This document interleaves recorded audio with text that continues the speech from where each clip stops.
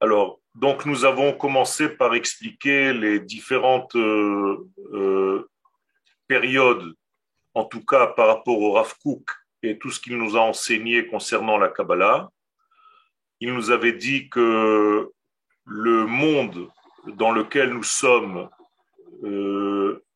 a besoin de cette Torah, tout simplement parce que nous revenons vers l'intériorité de notre vie, étant donné que la création du monde, c'est en fait une mise en dehors, et une mise en dehors qui est le plus loin possible, et que tout le mouvement de la vie, c'est un mouvement de retour vers l'intériorité, vers la source des choses.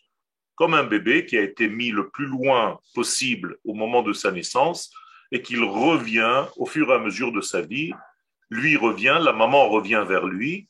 Donc il y a des retrouvailles entre le créateur du monde et sa propre création, lui comme la maman, la création comme le bébé. Donc toute la création revient vers sa source, c'est un mouvement naturel, et nous le voyons dans tous les éléments de ce monde, tout revient vers la source intérieure. Si vous allumez une flamme, même si vous baissez le bras, la flamme va monter vers le haut, parce qu'il y a en fait un désir de retrouver sa source. De la même manière, le monde a un désir intrinsèque, intérieur, de retrouver sa source d'une manière naturelle.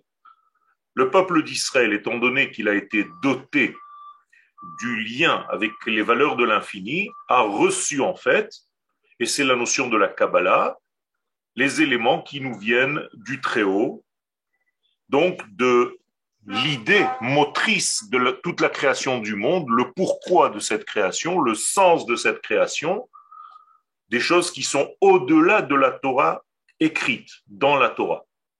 C'est écrit dans la Torah, mais d'une manière beaucoup plus fine et suggérée. Et notre travail, c'est de décoder en fait le texte de la Torah, et c'est ce que fait le Zohar Kadosh pour tirer l'étincelle première, le Zohar. Zohar veut dire une splendeur, une grande lumière du texte de la Torah. Et donc, nous sommes dans ce texte du Rav Kook. Il dit qu'il y a plusieurs réveils pour arriver à sortir de cela. Il ne faut pas le réveil de difficulté, mais il faut un réveil de volonté et de prise de conscience que c'est notre rôle. Et donc, l'ouverture se fera par une explosion de cette Torah de la Kabbalah, des secrets de la Torah, bien que ces secrets soient avec une contradiction, vous vous rappelez. C'est-à-dire que dans ces secrets, il y a une contradiction, parfois avec ce que nous avons dans la logique tendance à croire. Car en réalité, cette Torah venant de l'infini contient en lui une chose et son contraire. Ce qui est très difficile à entendre chez nous.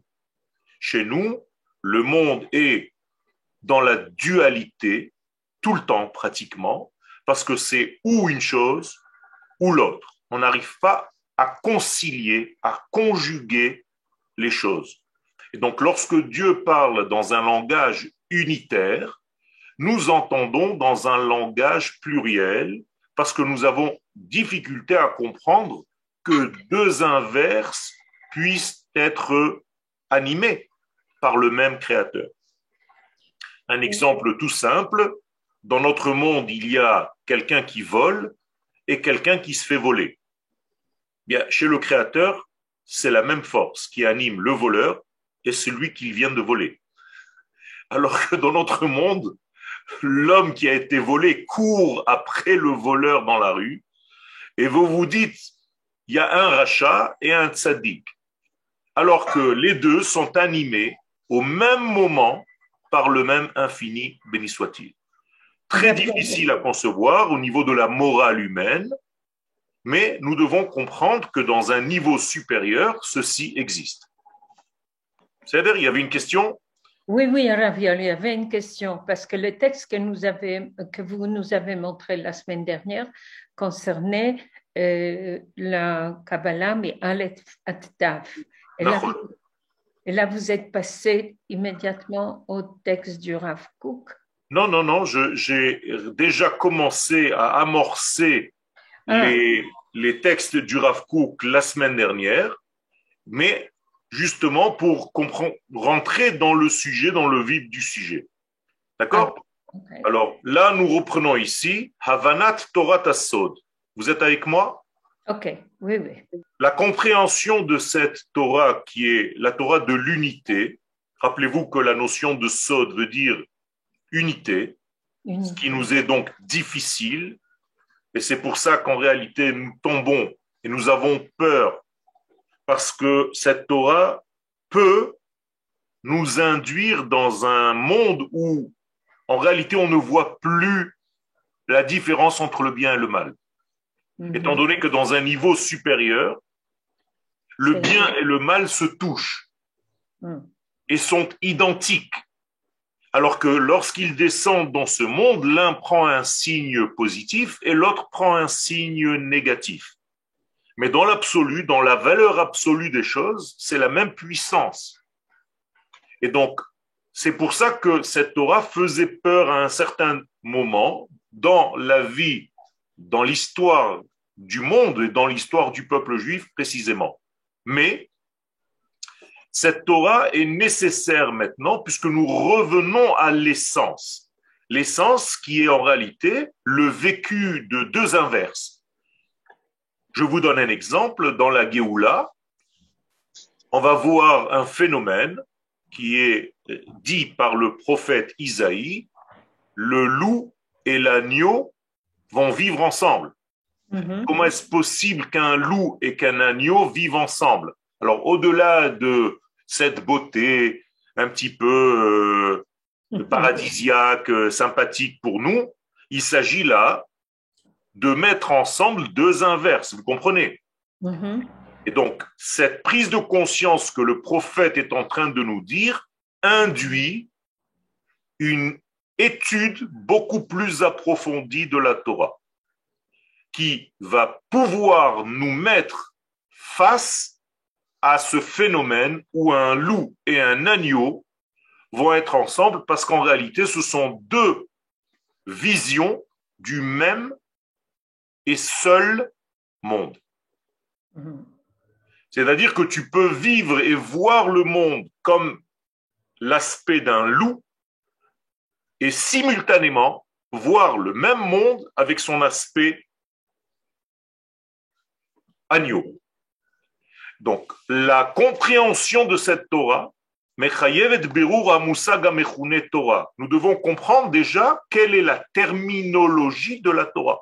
Pourquoi on appelle la Torah Torah? Qu'est-ce que ça veut dire? On est né avec ça, on a l'impression que la Torah, c'est quelque chose qu'on connaît. Eh bien, ce n'est pas aussi simple que ça. Déjà, la définition du mot Torah. Ha-Torah hi yesod ha-chaim.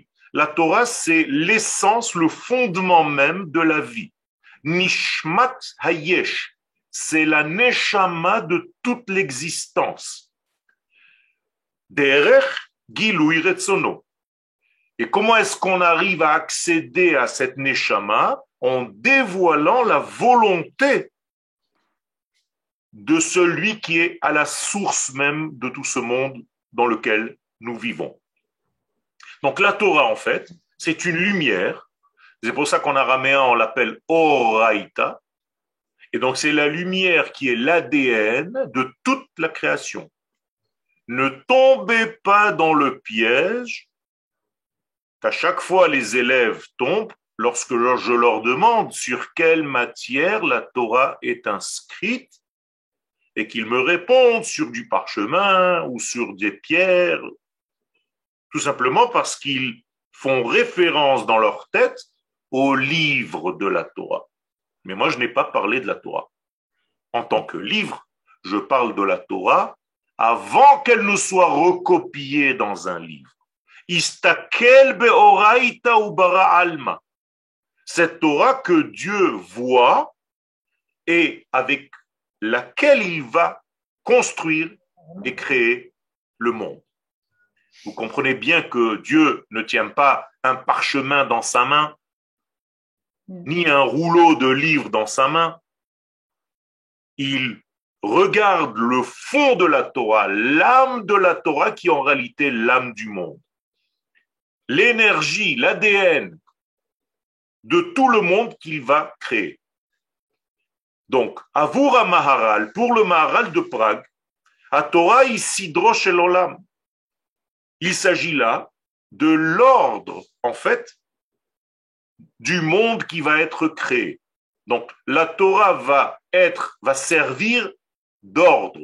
Dieu qui a créé la Torah, Dieu qui a donné naissance à cette Torah, qui est en réalité la source même de toute vie, eh bien, elle est porteuse non seulement de la vie, de la future vie, mais de l'ordre dans cette vie. Très important, c'est une nouvelle notion. Tu veux être ordonné dans ta vie, la Torah, c'est la racine de l'ordre. Quand je dis ordre, je dis pénétration de la lumière et mise en place de chaque élément à sa place. Si tu connais ta place dans le monde, il est beaucoup plus facile d'évoluer. Si tu ne connais pas ta place, tu tournes en rond et tu ne sais pas ni où tu dois être, ni ce que tu dois dire, ni qui tu es réellement. Donc la Torah va mettre les choses en ordre. Et en étudiant cette Torah, tu vas ordonner ta propre vie. Sedera Havaya. Et donc c'est l'ordre de toute l'existence. Yesh le'afrin ben Torat Hashem ou ben Torat Ha'adam. Donc il faut faire tout de suite une différence entre la Torah divine et celle accessible au premier degré de l'homme. Il y a deux Torahs. La Torah divine, la Torah humaine. Qu'est-ce que je veux dire par là? Mais tout simplement, dans Teilim, premier Teilim, David Amelech nous parle de ces deux niveaux de Torah. Alors, quand on ne comprend pas, on lit le texte de Teilim comme s'il s'agissait d'un seul degré, mais en réalité, vous pouvez le voir, il s'agit de deux formes de Torah et je vais vous le prouver immédiatement. Ashrei Ha'ish, Asher lo halach ba'atzat reshaim, comme ça commence David Amelech, heureux l'homme qui n'est pas tombé dans les conseils des méchants, ki im betorat Hashem. Regardez bien ici, il s'agit de la Torah divine, la Torah avec un tav à la fin qui fait référence à Hashem, Torah Hashem, sa Torah à lui. Donc faites attention, soyez dans la Torah Hashem, Chefzo, c'est ce qu'il veut. C'est-à-dire, Ki'im, si ce n'est que la Torah Hashem qu'il veut. Il ne veut que ça, l'homme. Ok? Ça veut dire, à la base, nous voulons tous la Torah initiale, la Torah divine. Mais, il y a une différence entre ce que je veux et ce que je suis capable de faire. Et donc, qu'est-ce que je suis capable de faire? Ubetorato yehege yomam valayla. C'est plus la Torah divine. Parce que si c'était la Torah divine, on aurait dit dans un seul verset, Ki'im betorat Hashem chefzo lehegot yomam valayla. Il veut la Torah d'Hashem pour l'étudier jour et nuit. Mais c'est pas ce qui est écrit. D'un côté, il y a marqué Ki'im betorat Hashem chefzo. Il veut effectivement la Torah divine, mais de facto, ou betorato yehege yomam valayla. C'est dans sa propre Torah qu'il est coincé pour l'instant à étudier jour et nuit. C'est plus la Torah divine, c'est sa Torah à lui, la Torah de l'homme. Est-ce que vous êtes avec moi? Est-ce que c'est compréhensible? Oui, oui. Ok. Hevdel kayam, donc il y a ici une différence ben ma she'adam chafetz bo, entre ce que l'homme veut ou ben ma she'hu masig befoal, par rapport à ce qu'il acquiert de facto, réellement. Je veux un niveau X, mais pour l'instant, je suis dans un niveau Y.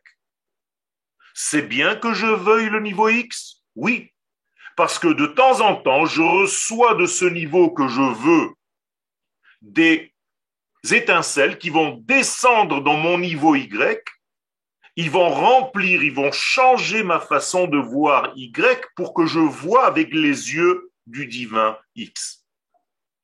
C'est-à-dire que cette vision n'est pas vaine, elle n'est pas stérile. J'ai envie de la Torah de Dieu et je fais ce que je peux. Et pour l'instant, j'ai besoin que cette Torah de Dieu devienne ma Torah. Donc je m'efforce à m'exercer dans la Torah de Dieu, même si elle ne m'est pas accessible au premier degré, pour un jour la vivre plus ou moins complètement, pleinement. Anu mevakshim hashivenu avinu le Toratecha. Écoutez bien ce qu'on dit dans la Tfila. Akadosh Baruch Hu ramenu à ta Torah, Toratecha. La Torah hashlema, donc c'est une Torah entière, complète, ve'ha'amuka, très profonde, ha'mekayemet et akol, qui fait vivre le tout. Ça, c'est la Torah de Dieu, Torah Techa. Torah Tashem Temima. La Torah de Dieu, encore une fois, regardez la définition, la Torah de Dieu, si c'était que la Torah et qu'on était sûr que c'était celle de Dieu, il n'y a pas besoin de dire la Torah de Dieu, vous comprenez bien. On aurait dit la Torah. Mais étant donné qu'on veut à chaque fois faire la différence entre la Torah divine et la Torah que tu vis toi réellement ici, à chaque fois qu'il s'agit de la Torah divine, eh bien, on doit le rajouter dans la mention du texte. Donc, Torah Hashem Temima, la Torah de Dieu, à la différence de la Torah humaine, elle est entière. Temima veut dire complète, parfaite, dans la complétude totale, dans l'absolu total du plein. Madrega sheish lo naga ba ad etzem hayom hazeh. À tel point qu'aucun homme, femme, aucun être n'a pu atteindre jusqu'à ce jour cette Torah du complet. C'est impossible. Je vous rappelle que même Moshe Rabbeinu n'a reçu qu'une version de la Torah. Et c'est pour ça que les sages sont très précis. Je sais que vous étudiez les Pirkei Avot avec le Rav Bochko. Eh bien, le début de Pirkei Avot, c'est Moshe Kibel Torah. Encore une fois, précision du langage hébraïque obligatoire. Sans cela, on ne peut pas étudier la Torah. Moshe n'a pas reçu la Torah, auquel cas on aurait écrit Moshe Kibel Ha-Torah. Non. Moshe Kibel Torah. Moshe n'a reçu qu'une Torah. Excusez-moi, juste une question. La perfection, c'est la mort. Si, non, et en même temps... non, chas v'shalom. Chas v'shalom. La perfection, c'est la vie. La mort, c'est la preuve de l'imperfection. Si la perfection était la mort, on aurait eu un Dieu de mort. Or, notre Dieu s'appelle Elohim Chaim, c'est le Dieu de la vie. Attention, c'est très grave ça. Parce que si on atteint la perfection, on n'a plus rien à faire. Pas du tout. Pas du tout. La perfection. Alors, la question qui me vient en même temps que je parle, c'est mais si on arrive à la perfection, viendra autre chose encore. Il y a fait, Meod. La perfection, au niveau humain, n'est qu'une perfectibilité. Il n'y a pas vraiment de perfection. C'est impossible de l'atteindre parce que si tu atteins la perfection, tu es Dieu lui-même. Or, tu n'es pas Dieu, tu es créé. Donc, tu es voué à être dans le manque, mais dans une certaine force de perfectibilité, dans un mouvement qui tend vers la perfection totale, mais sans jamais l'atteindre. Ilu haïtiv yedativ. Si j'étais lui, j'aurais plus besoin d'évoluer. Donc ne vous inquiétez pas d'arriver au fin fond de votre niveau. C'est impossible. C'est pour ça que, est-ce que arriver jusqu'à l'impossible, c'est pas possible. Donc c'est quelque part aussi la mort en étant la vie.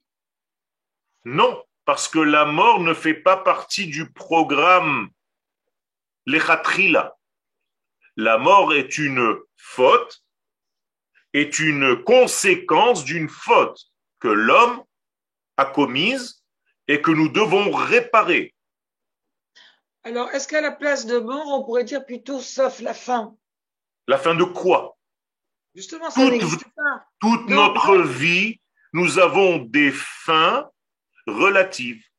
Quand on va terminer ce cours dans un quart d'heure, eh bien, on sera arrivé à une fin relative de notre monde, de notre niveau d'aujourd'hui. Mais c'est le début d'un nouveau de demain. Ok, merci. Vous comprenez?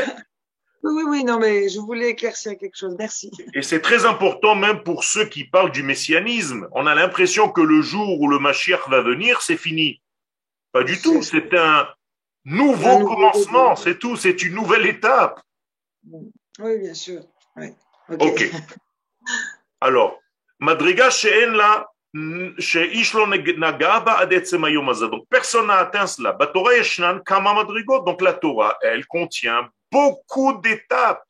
A Torah shebichtav, d'abord la Torah écrite. A Torah shebe'alpe, la Torah orale. Torah tasod, la Torah des secrets. Torah toshel Mashiach, encore un degré de Torah, la Torah messianique, qui est reliée, vous voyez bien, avec la Torah du secret, juste après. Ça veut dire que pour atteindre la Torah messianique, pour comprendre le langage du roi Mashiach lorsqu'il va parler, ben, il va falloir faire l'étape d'avant.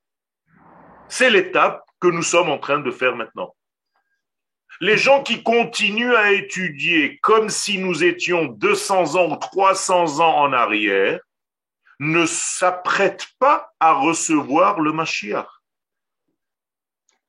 La lumière messianique sera trop grande par rapport aux ustensiles fabriqués par une étude qui n'est pas celle que je suis en train de vous proposer. Vous comprenez ce qui se passe là? Et ce décalage, Chas Veshalom, dit le Zohar, va faire exploser littéralement certains d'entre nous. Parce qu'ils n'auront pas les ustensiles adéquats, assez puissants, assez forts pour contenir cette Torah messianique. Donc ça va les perturber complètement. Et donc nous devons faire l'exercice nécessaire et suffisant pour atteindre la Torah messianique. Et Tzadat, Madrigat Torah, nous avons donc expliqué, et je reviens, que la Torah, avec le He, Ha-Torah, écoutez bien, tout est précis, Rabotai. J'ai essayé, avec l'aide d'Akadosh Baruch Hu, de vous écrire un texte qui n'est pas jeté comme ça.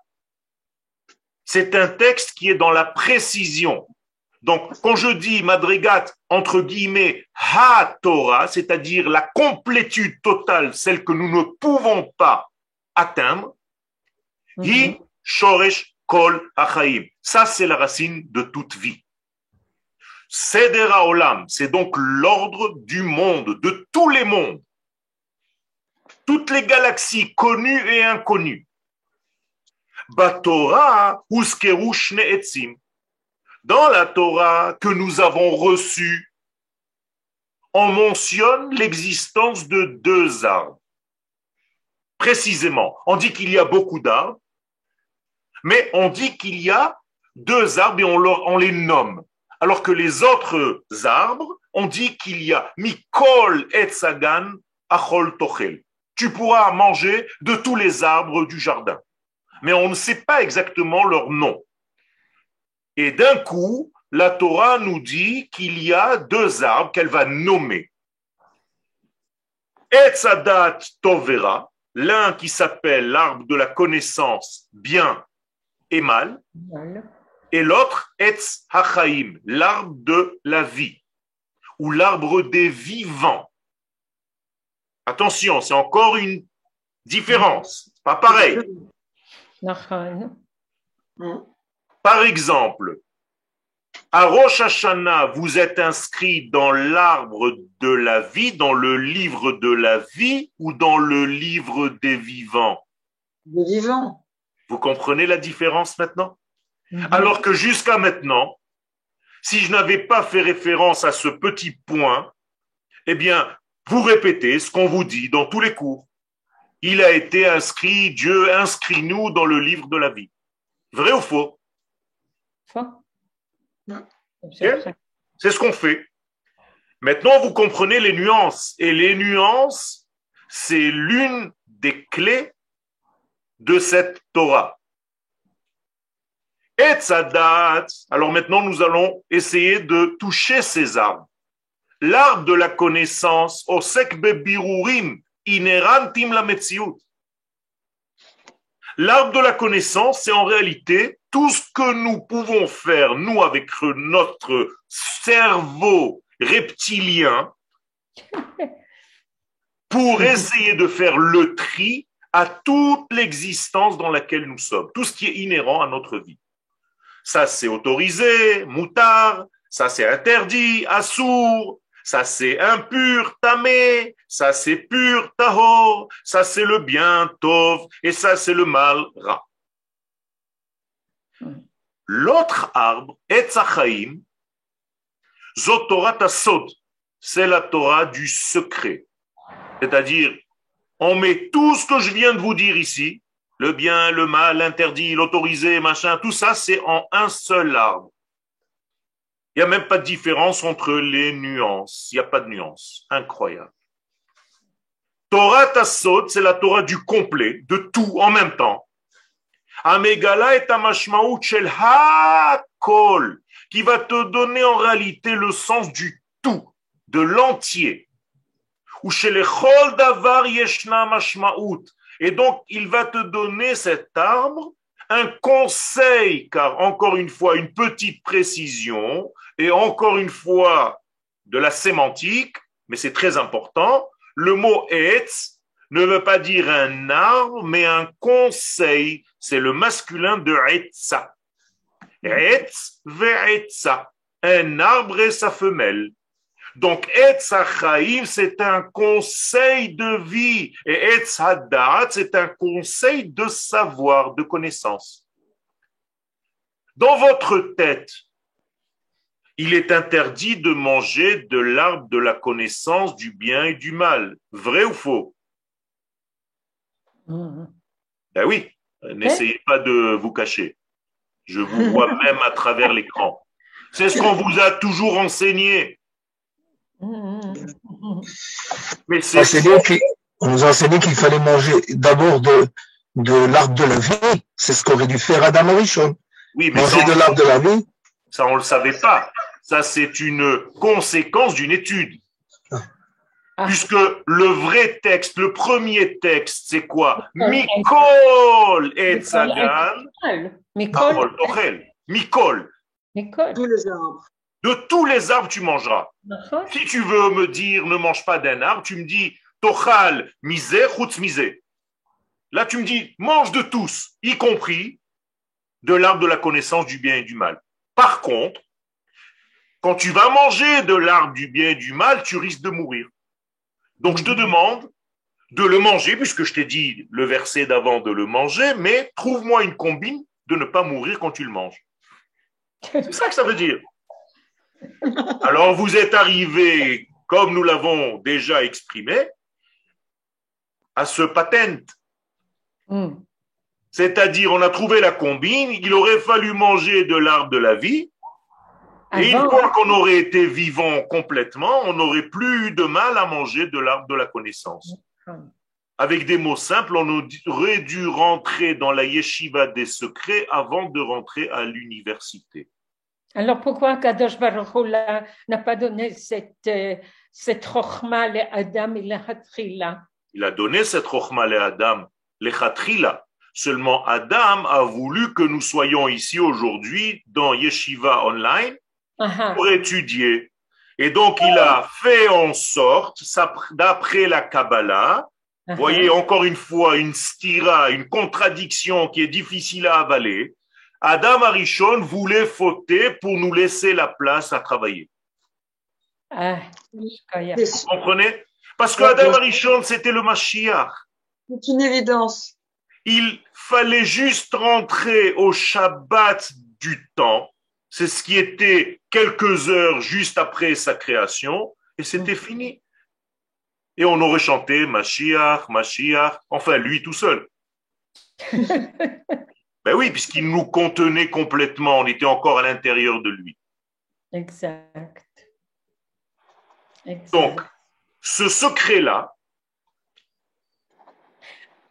alors, il possède le secret.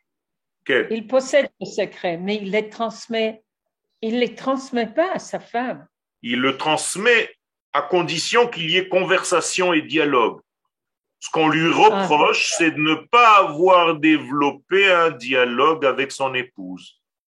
S'il avait fait une chavruta avec elle, et ils étaient assis en se disant, voilà, Kadosh Baruch Hu nous a dit de ne pas manger, de manger de tous les arbres, de ne pas manger celui-là parce qu'on va mourir, Eh bien, entre lui et elle, c'était comme deux Bachourei Yeshiva.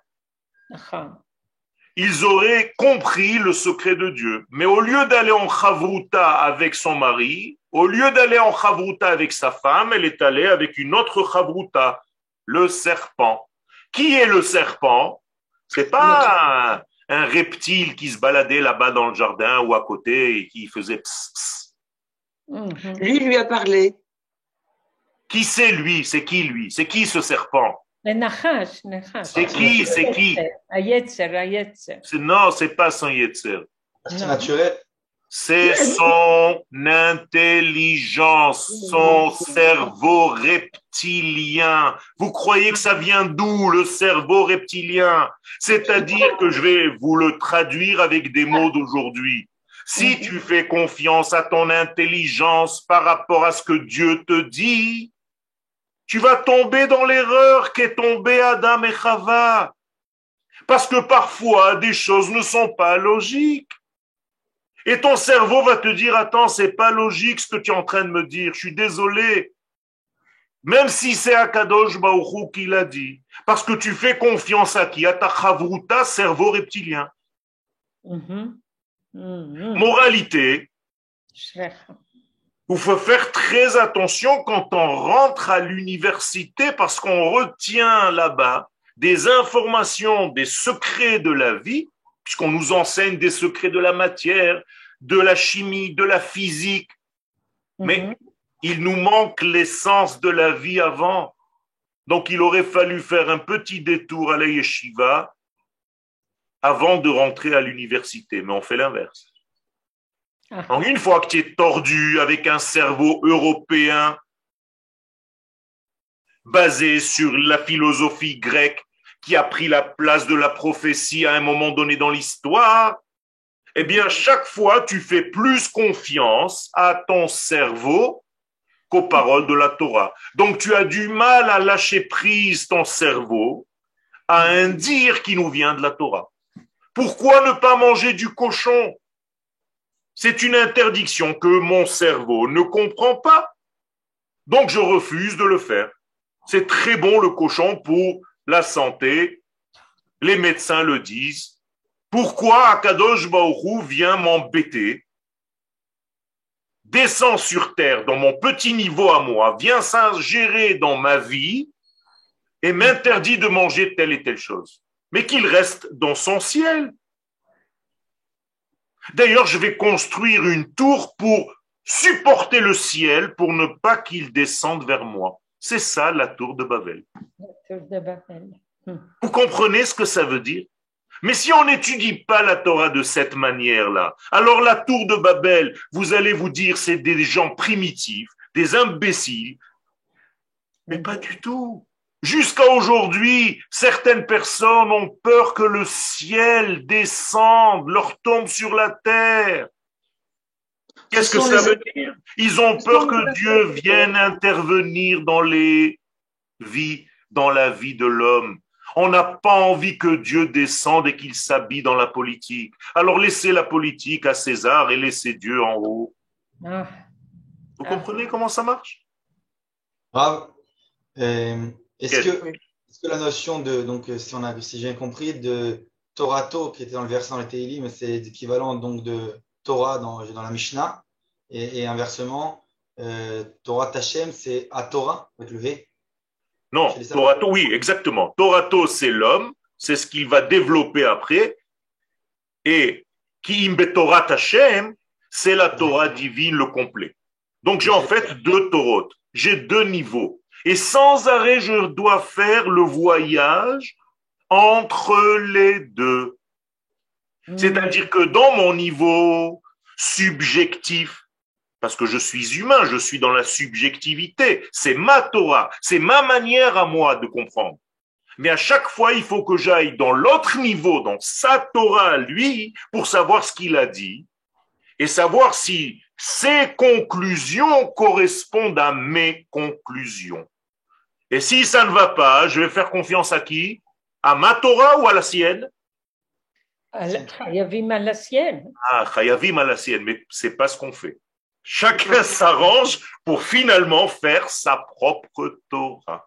Et on se fait tous des remises dans notre vie. Et ce qui nous arrange, finalement, c'est ce qu'on fait. Soyez honnêtes. En fait, il n'y a pas de possibilité de dialogue entre la Bina et la Rochma. Il n'y a pas de possibilité de Da'at sans ce dialogue entre la Bina et la Rochma. Exactement. Donc, sans arrêt, je dois, moi, féconder mes deux cerveaux, le cerveau droit de la Chokhma et le cerveau gauche, pour qu'il y ait en réalité ce qu'on appelle dans la Kabbalah un zivoug. Je dois réveiller ce zivoug avec mon désir en bas, d'homme, pour qu'en haut, papa et maman, qu'on appelle papa et maman, bientôt on va le voir, soient en rapport entre eux, parce que chaque rapport entre eux, dans ces deux cerveaux que je viens d'indiquer, vont faire descendre des bébés qui vont me donner en réalité de nouvelles connaissances. Donc sans arrêt, sans arrêt, sans arrêt, je ne pense qu'à une seule chose, relier papa et maman, relier le mâle et la femelle. Leshem yichud, kutcha berich u'shchinte.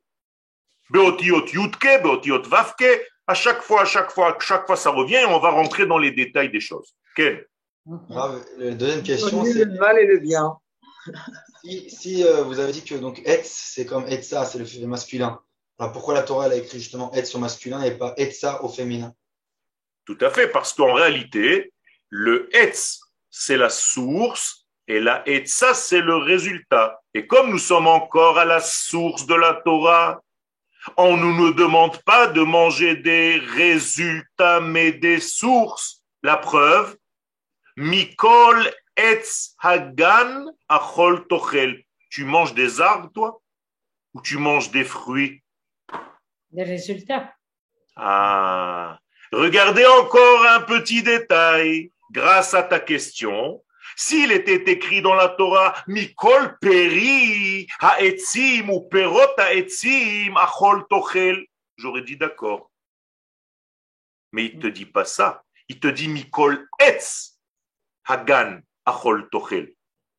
Alors quand tu mangeras des arbres, et non pas les fruits des arbres, seulement, tu comprendras.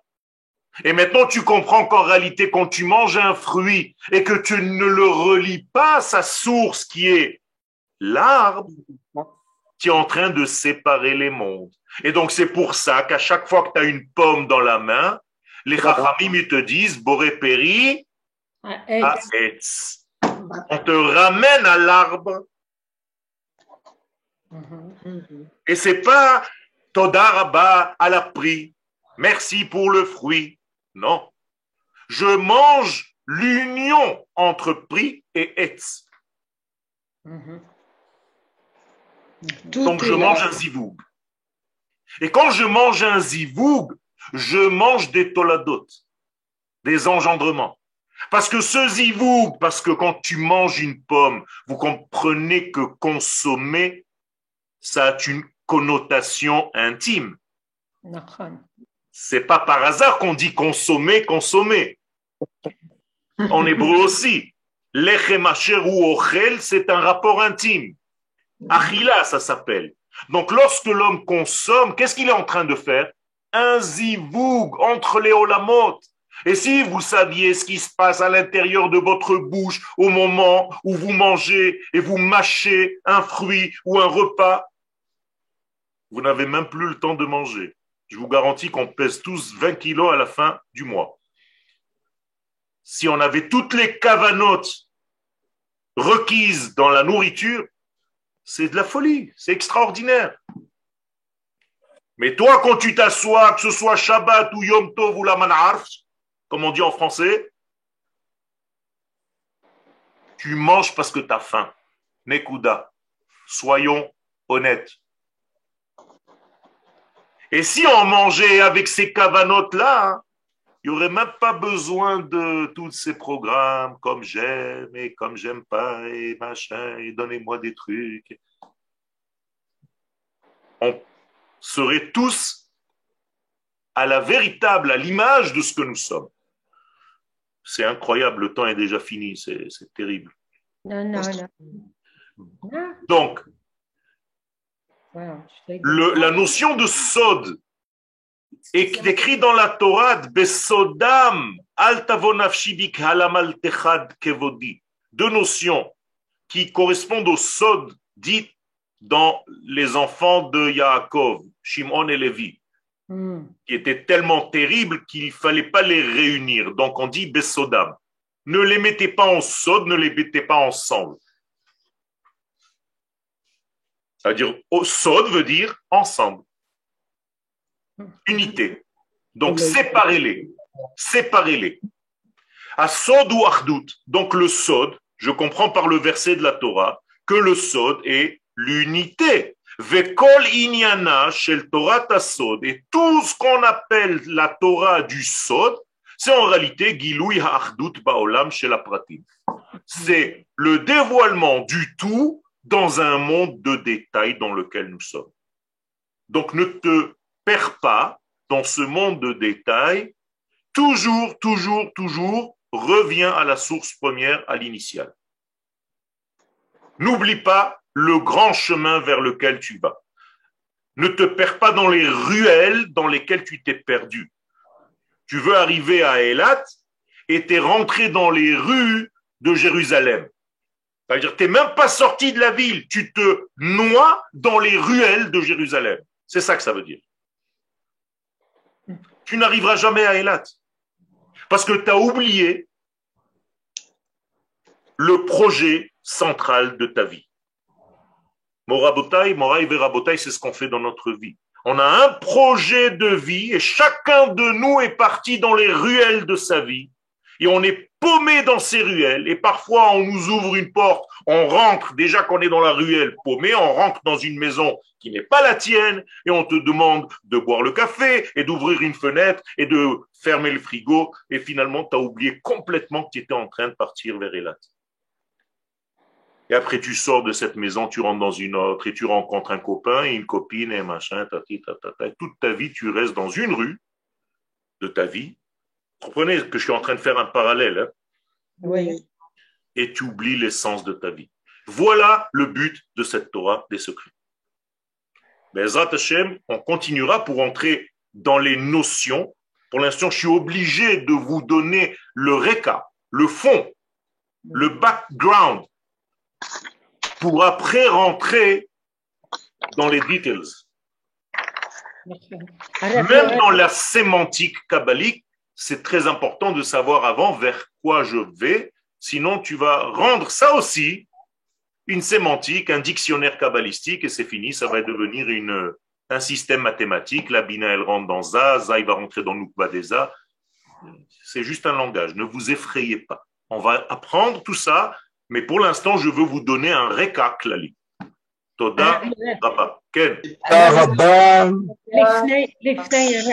Notre amie Evelyne Garibaldi, elle fait son aliyah la semaine prochaine. השתבח שמו לעד. הקדוש ברוך הוא יברך אותה בתור שאר בני ישראל et que בעזרת השם sa aliyah et notre aliyah soit continuelle. Vous comprenez bien qu'on est en train de dire qu'on n'est même pas arrivé nous-mêmes. On est juste à l'endroit où il faut commencer à monter dans l'échelle.